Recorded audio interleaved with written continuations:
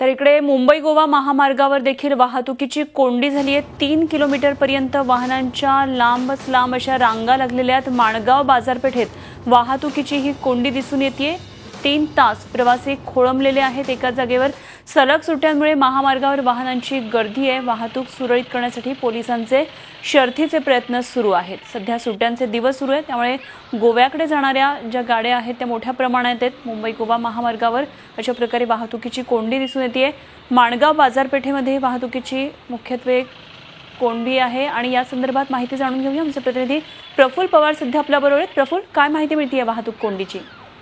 अनुपमा, मुंबई गोवा महामार्गावर गेले 3 तास वाहतुकीची कोंडी सुरू होती।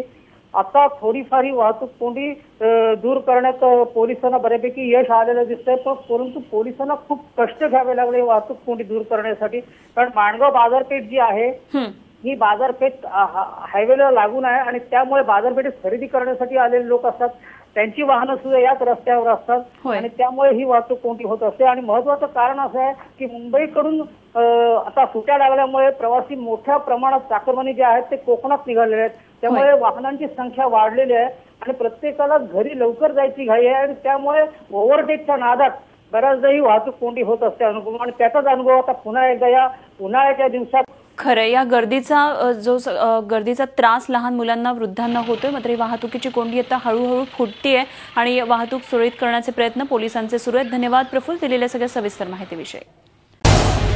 झी 24 तास रहा एक पाऊल पुढे।